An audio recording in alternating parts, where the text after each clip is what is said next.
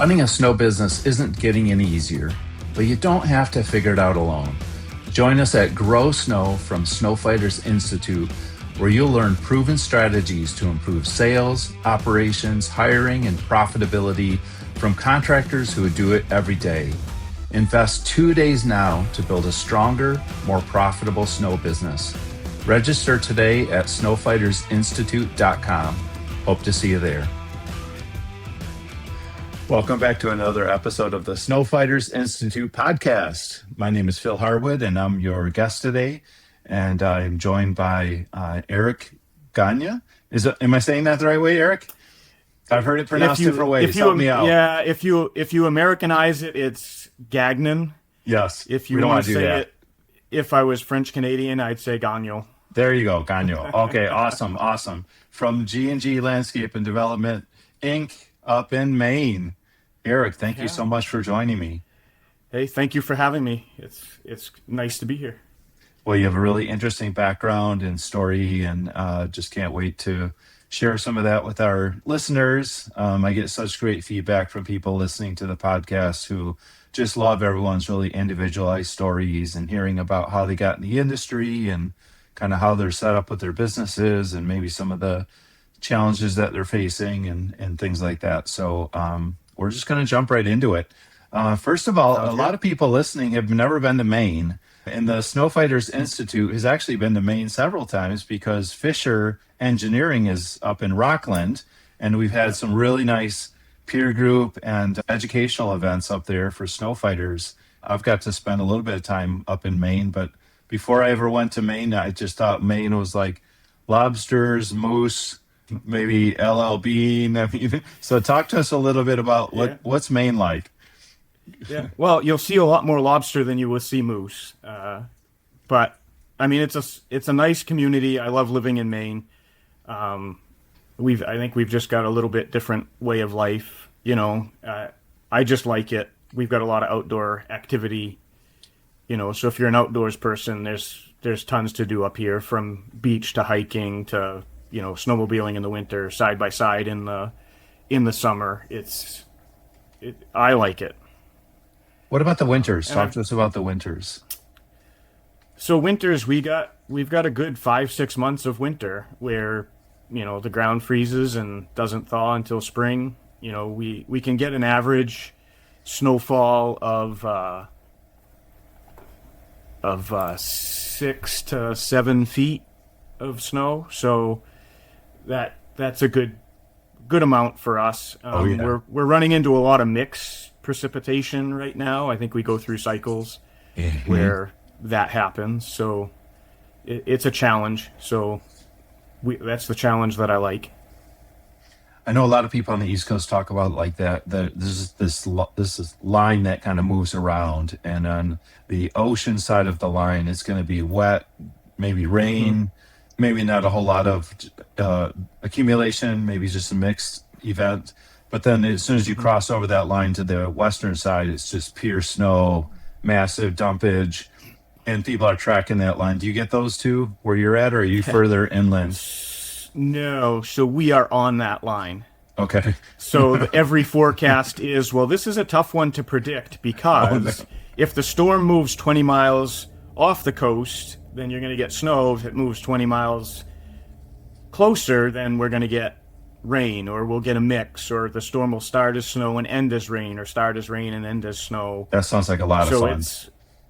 So we're on that line. So I think that's the challenging part, is trying to come up with plans and executing everything to provide the conditions that, you know, our customers are paying us to provide for them.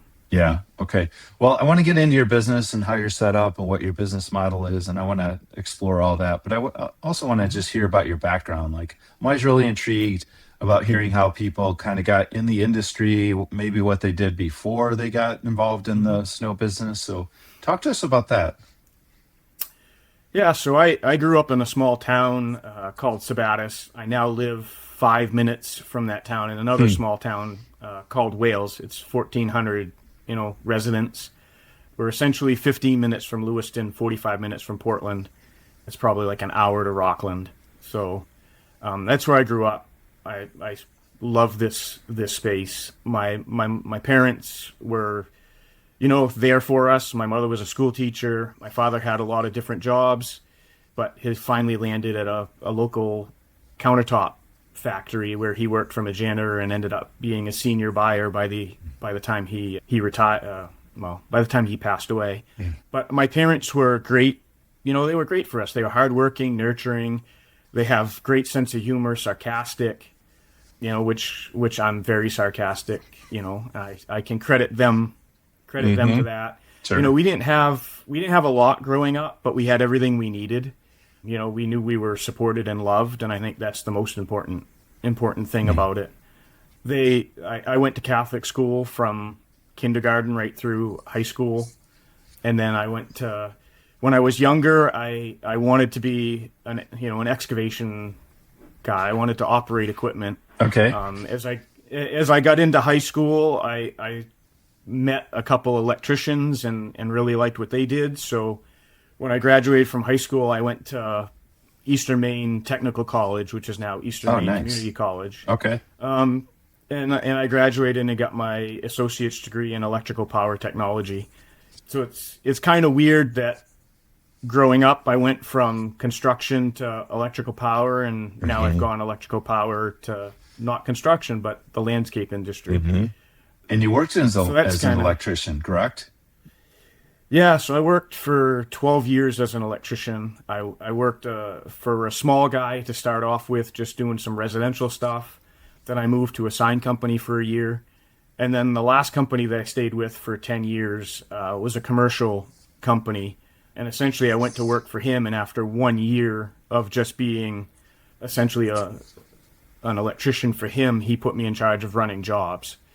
So I was running, $500,000 to a couple $1 million electrical jobs at the age of, 25. Wow. So there were some challenges there with being such a young person, and construction sites are, dominated by the older generation. So there was a lot of learning that happened there of how to be forceful, how to get respect, how to interact, and all of that. So it was a great time in my life, and it taught me a lot. A lot of people skills, I'm sure. And how did you get from there to where you're at today? Yeah, so having that good job allowed me to, I always wanted, when I was younger, I liked trucks and equipment. So I had bought a dually truck for myself just to have it. And I had bought a tractor just to have it.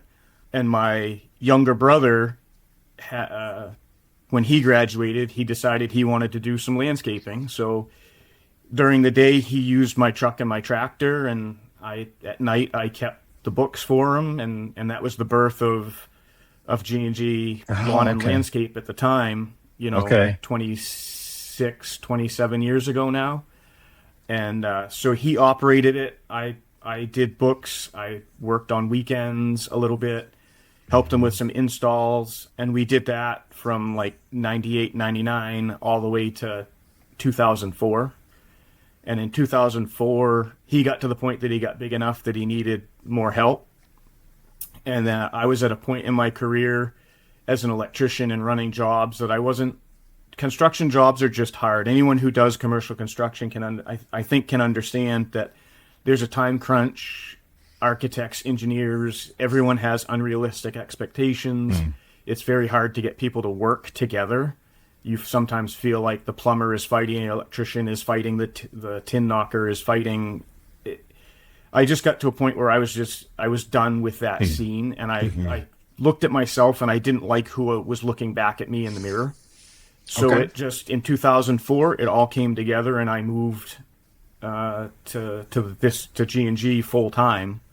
And essentially I moved into the installs and the operations side, and that's where I stayed until just recently, where my brother exited the company. I bought him out, and now I'm at the top.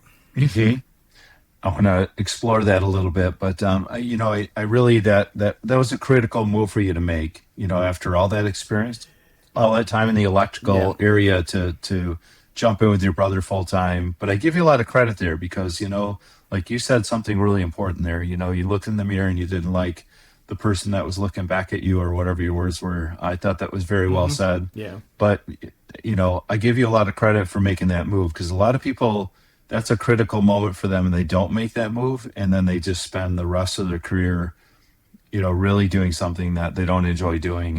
And, you know, that's no way to live, in my opinion.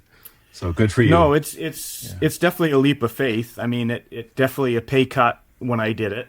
And then you lose that security. You know, you're not working for someone else anymore. You're working for yourself. So, but on the flip side of that, the harder you work, the better off you can be.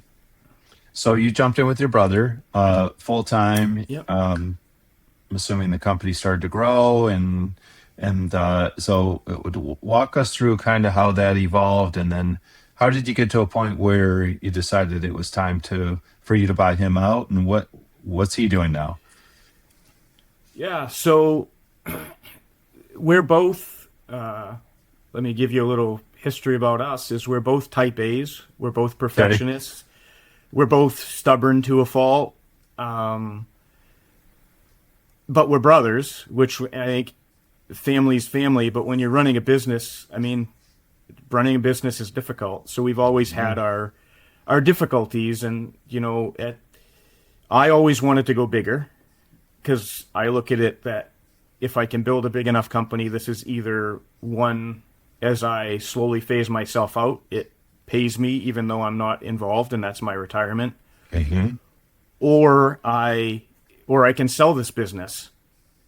So that's why I wanted to go bigger, and he wanted to be a little bit smaller, and not have all the headaches that you have with employees and everything that goes with it. So we finally got to a point where, you know, he kind of had that same moment that I had when I was an electrician, where when you're running a business, you keep your nose down and you keep just grinding. And he finally had an opportunity where he kind of looked up, and he decided he didn't quite like where he was at that point in time. So he approached me and asked me if I'd be willing to buy him out. And I think, I don't know how many people go through buyouts. They're not easy things to do. And then you throw on top of that we're brothers. It was a challenging experience to go through. Unfortunately, you know, we all say things that, you know, we probably shouldn't in heat of the moment. But I think in the end, we both agree it was for the best. You know, we're in a great place. He started a business called Portable Aggregate Solutions, which essentially is selling salt dispensing systems for winter applications, based on the design that we developed together here at G&G Landscape. Nice. You know, 15 years ago. So, yeah. Yeah, good. Yeah, we talked a little bit about this a few weeks ago down in Cincinnati at Simon Symposium. Yeah, this is great. And it was good to hear that he was in a good place, and actually coming back to you for some advice from time to time. And so... Yeah, I mean, the two of us, I mean, I think that's the best thing that we have right now, is every time we talked when we were together, it always seemed like, not that it was a battle, but like one of us always had to compromise a little bit. And that's hard when you each have a little bit different vision. And now when I ask him for advice, you know, he can give it, and then he doesn't, I guess maybe he's not, because he's not attached to it anymore. He can kind of give it and walk away and let me make the decision, and vice versa. He can throw stuff by me, and, you know, I can give him my take on it, and I don't feel like I have to fight him on it or prove my point to the extent that maybe we did before. Yeah. So I think it's great. You know, we talk to each other a couple times a week, you know, about each other's business and what's going on. And I think it's helped our personal relationship. It's helped both our businesses, I think, are being benefited by the two of us being able to communicate much better now. Yeah. So I have one more question before we jump into your business, and specifically your snow business. You're still a young guy, and I know you got a lot more years ahead of you, as I hope I do as well. But have you had any like really significant challenges you've had to overcome at this point in your career or your life? Yeah, I think one of the biggest challenges that I had to deal with was, my father passing when I was 19. He passed away essentially about 2 months before I graduated from college. And for me, my father was my world. I wasn't involved much in sports like my brothers were, and my father was a sports guy. But I had a unique relationship with my father that, he and I were the cutting wood, splitting wood, house projects, taking care of the yard. And like, he was very intuitive and kind of knew where I was at. And like, if I ever had a problem, I could go to him, and at 19, he had all the answers. And he had the biggest hug that I feel like could solve any problem that I had. So to lose him at 19 was difficult, and then put me in a position where I'm 19. My brother Brian's is 13, and my youngest brother's 11, and my mother's alone with all of us. But it's not my job to be dad. It's not my job to be the head of the house. So it was an interesting role to have to navigate, and then to have to solve problems on my own and figure out how to move forward without him. And in the end, I think I have a unique perspective on death. I think everything happens for a reason. It's sad that my father passed away at a very young age, and I was only 19. But I feel like he gave me everything that he could up to that point. Like, I believe everything happens for a reason. And I had gotten all the knowledge and everything I could get from him at that point. And this forced me to do some things and to kind of spread my wings. And I think that was a pivotal point in my life. I don't know if I'd be here today, if that experience hadn't happened. Well, I'm so sorry, Eric, for you and your brothers and your family.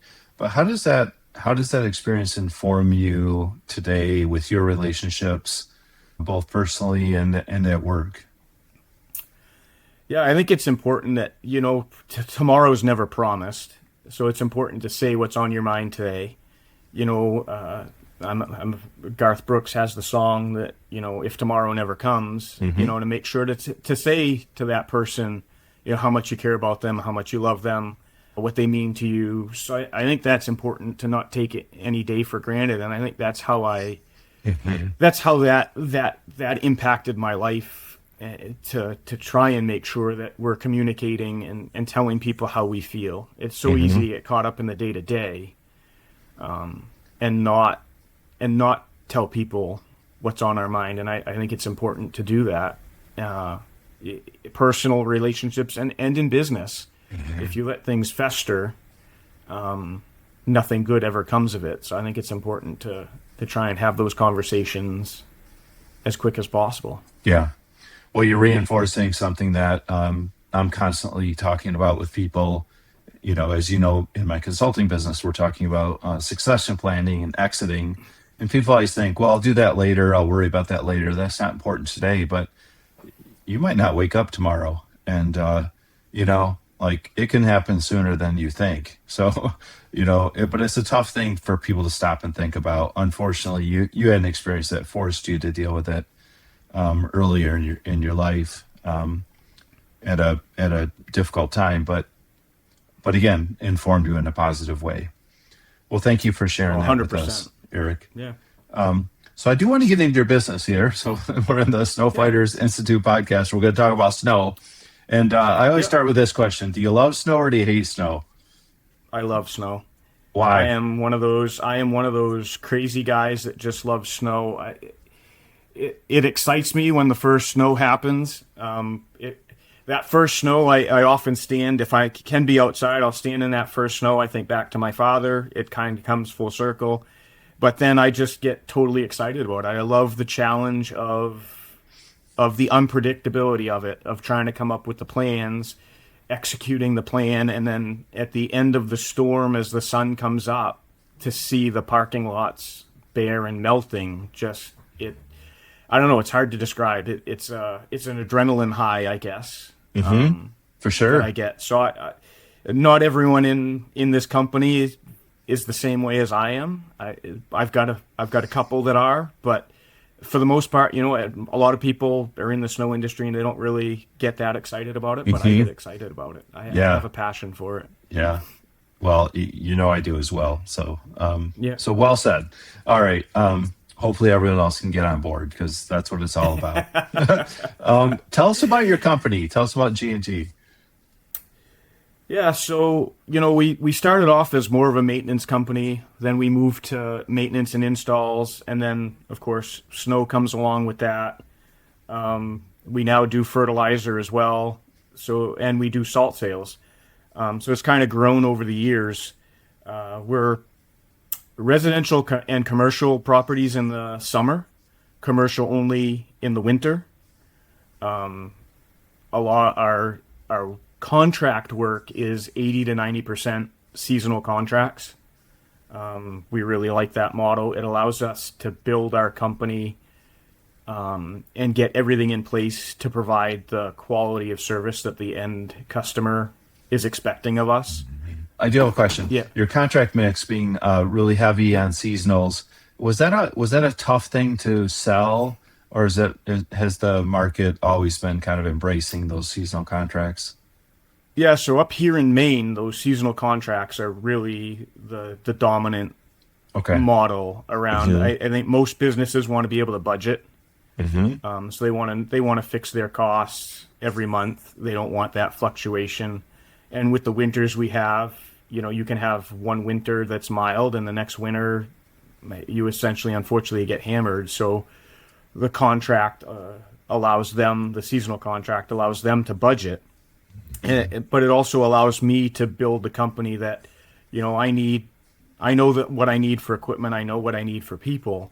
We can get those people in place and lock them in.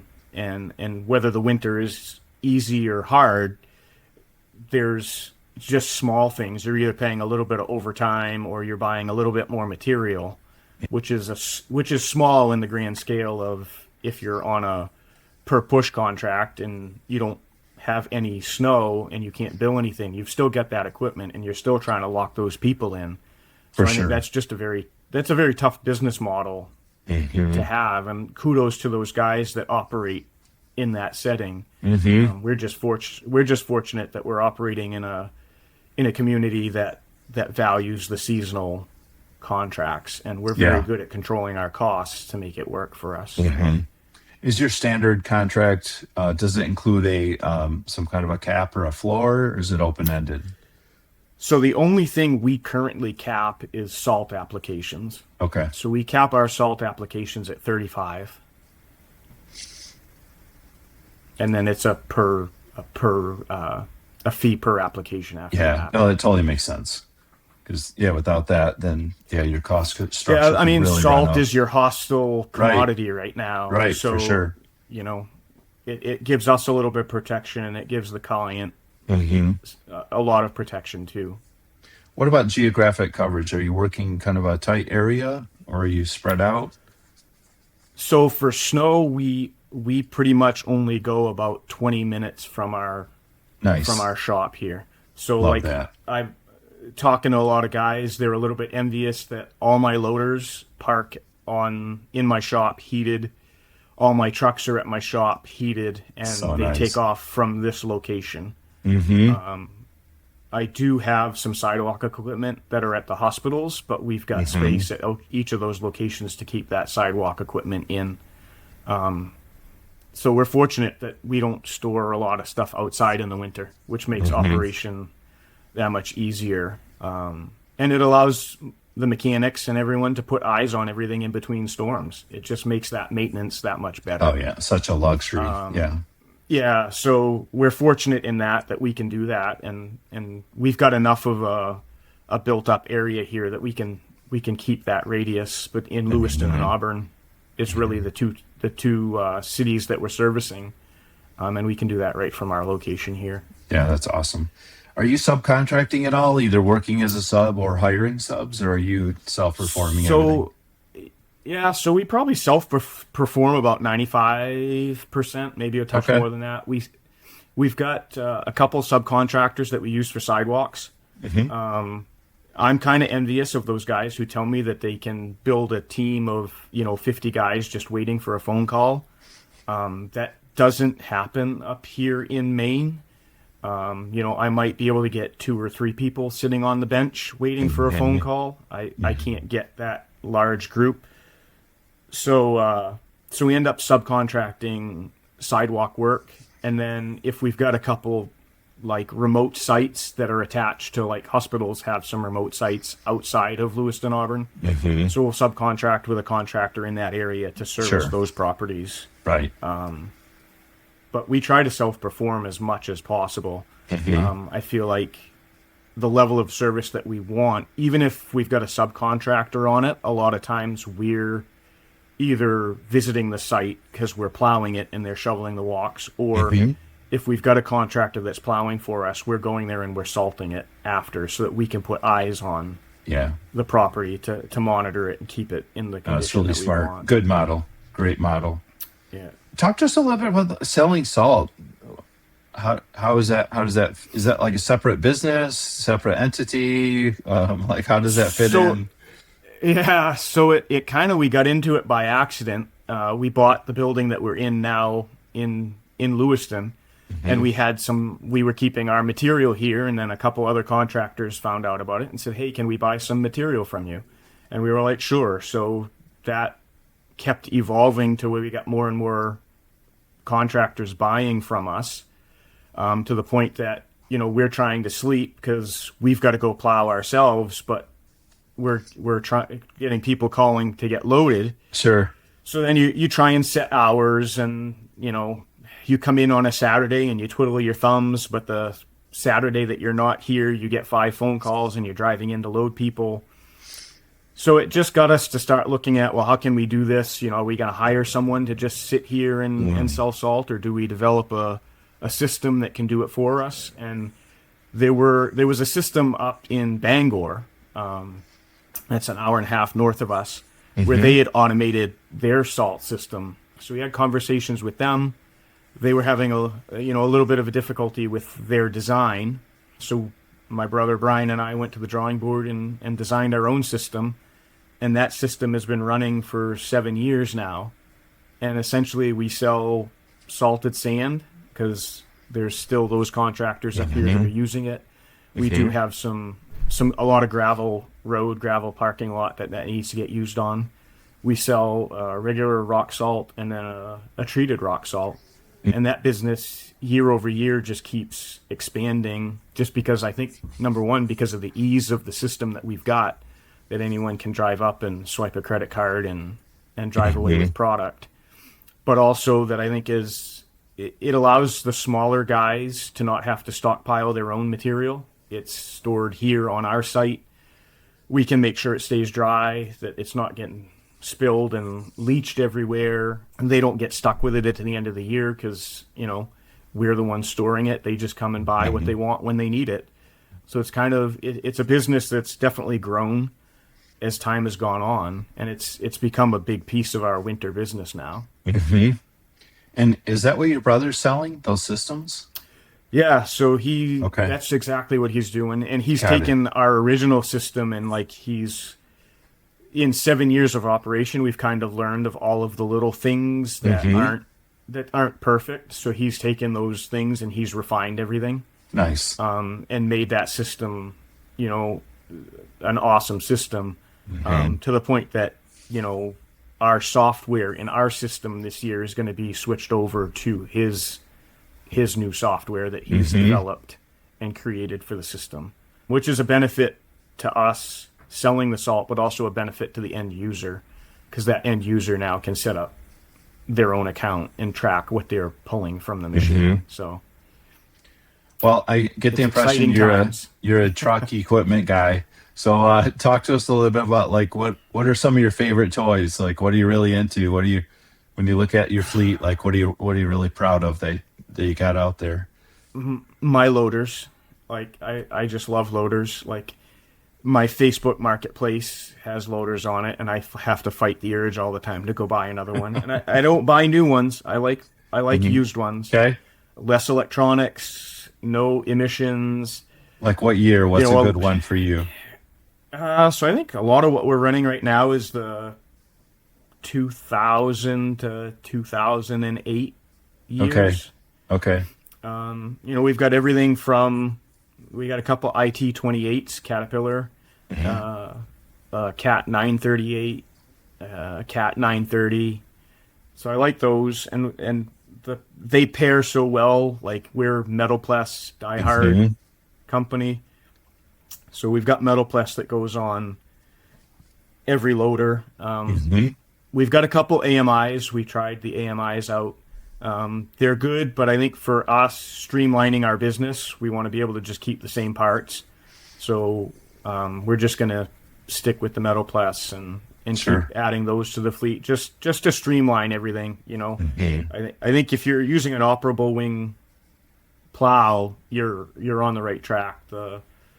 For what we do, they're just so versatile. You can be windrowing a road, and then you can be scooping down the center of a parking lot, and you can be boxing to a side, so you're only creating windrow on one side, and moving across the parking lot as you go. For us, they're just so efficient that those are the things I love the most, and I'm still in a loader every storm, and I know that I shouldn't I'm not be. surprised.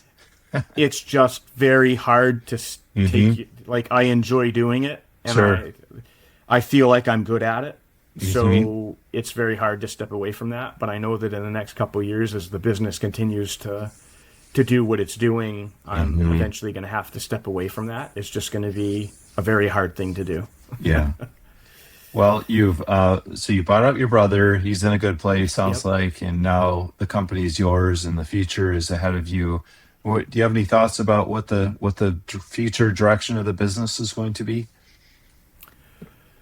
I think it's to keep going in the direction we're going. We picked up one hospital before my brother departed the business, and then last year we were faced with a challenge where the other hospital in the community approached us in early to mid-November, asking us for a price to do their site as well. And that was challenging, but we pulled it off. We got them the pricing, they accepted.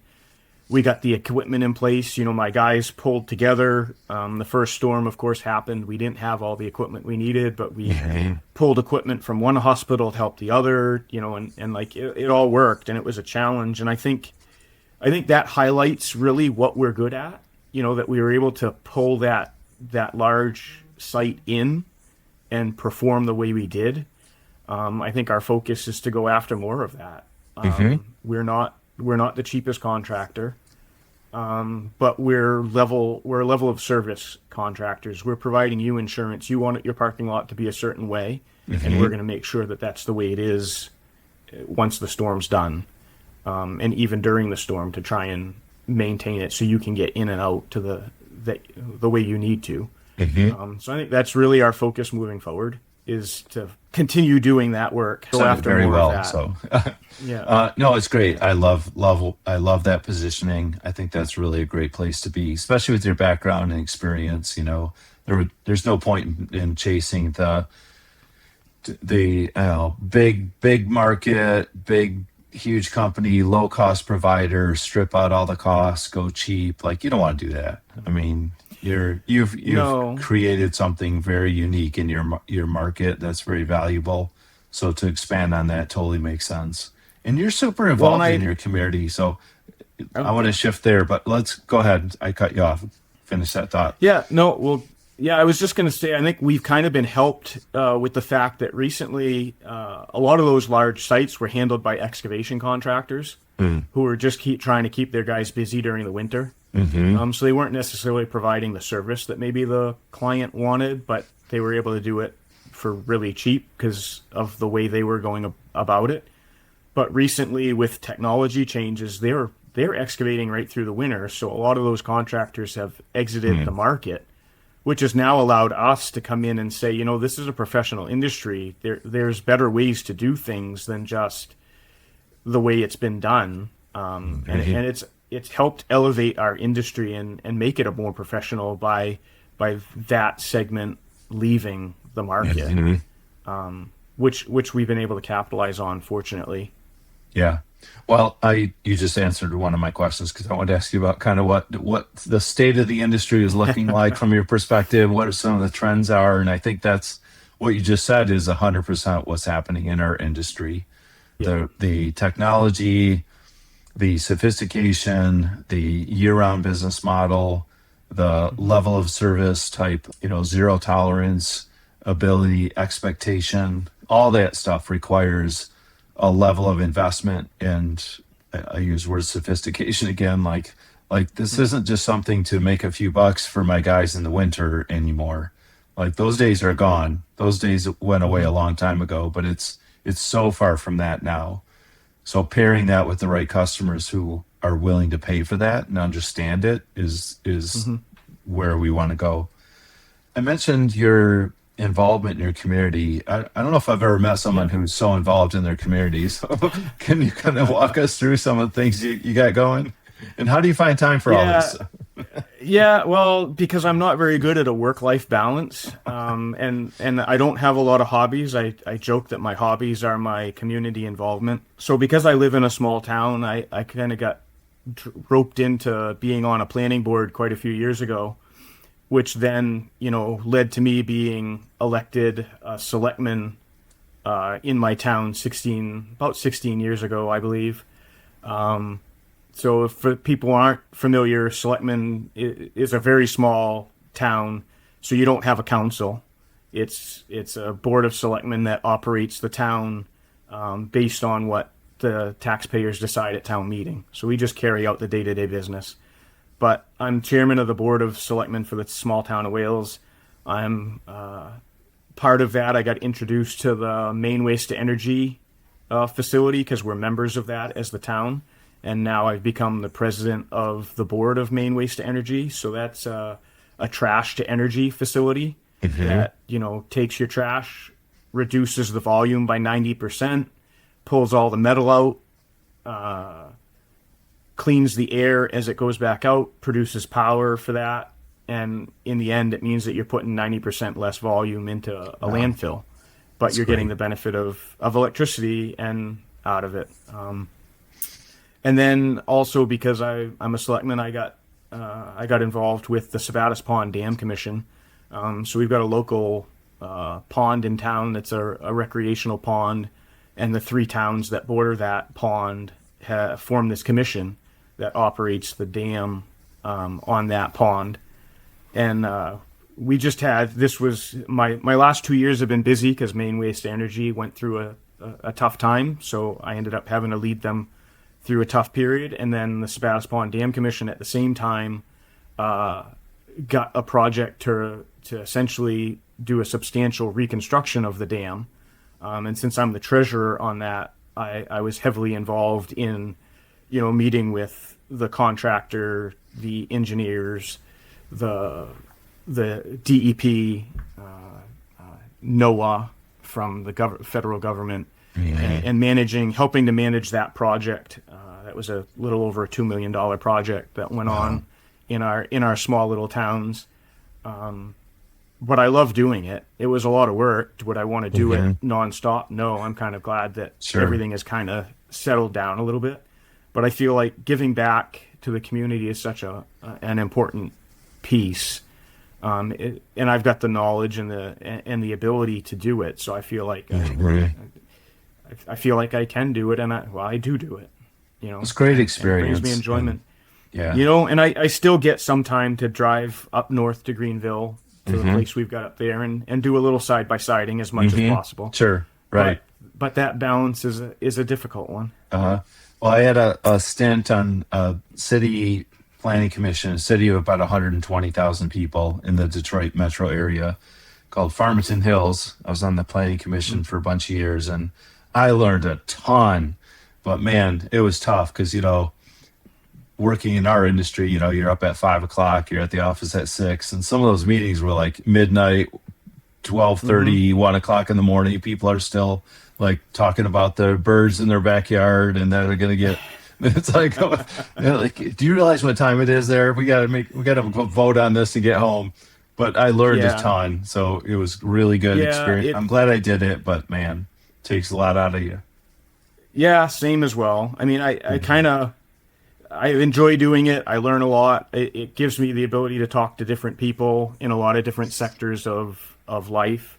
But I kind of have that work-life balance is tough, but I don't know if you're familiar with James Michener, but he's got this quote that, what is work?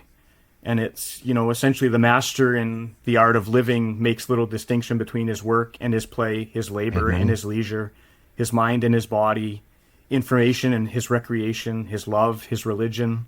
He hardly knows which is which. He simply pursues his vision of excellence at whatever he does, leaving others to decide whether he is working or playing. To him, he's always doing both.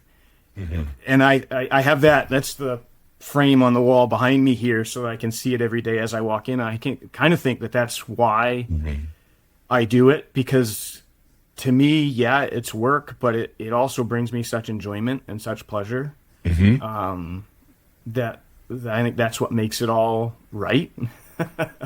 It's a great thing to aspire to. I love that you have that on your wall. Yeah. I mean, it even kind of harkens back to that critical moment we talked about earlier with your career move and just saying, hey, I'm just not feeling this. I'm not loving this. Like, if that's not right, then work becomes extremely difficult, and then all of your entire kind of world is out of whack, out of kilter. So I love that perspective. I had never heard that that section of Mitchell before, but I love that. That was great. Yeah. No, I totally embrace that. What are I want to move toward wrapping up here, but I know you're involved in some associations. Obviously, we met through Snowfighters Institute. You joined one of our peer groups. You were at Simon Symposium. What are some other industry type things that you're involved in or attending? Yeah, well, it's pretty much SIMA is my big thing. I became a CSP. It's been a while now. I don't know if it's like probably pushing 10 years now since I became a CSP. I've gone to every symposium since I became a CSP. Like you said, I just joined one of the Snowfighter Institute peer groups. I try to do a lot of education up here to the contractors up here. And then I'm always like, my brother running the business he runs, I've had the opportunity where they're reaching out to me because I've posted a couple Instagram videos of our system. And it just gets me involved in the conversation with other people who are doing the same business we're doing, and to see how they approach it. And I just enjoy that piece of it. And we're trying to move, we're implementing this year that, all our guys are going to start starting the ASM course with SIMA, because I think it's important that all our guys get educated and understand exactly what we're doing, why we're doing it, and when we have to do it. For sure. Eric, if someone wants to find you online, where would they find you? What's your website? What's your contact info? Yeah, so if you're on like Instagram, it's, I believe, GG Landscape _development. Facebook, you can find us, G&G Landscape and Development. For our website, it's gglandscp.com is our website. Cool. Yeah. Contact info's on the website.